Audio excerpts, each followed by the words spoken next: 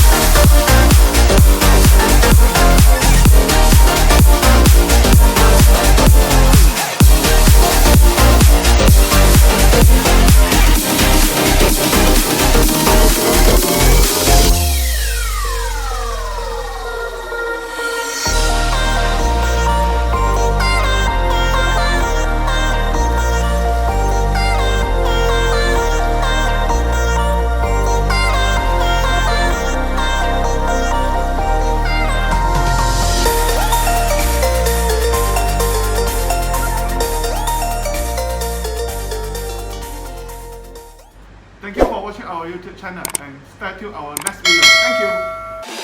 Through the back door.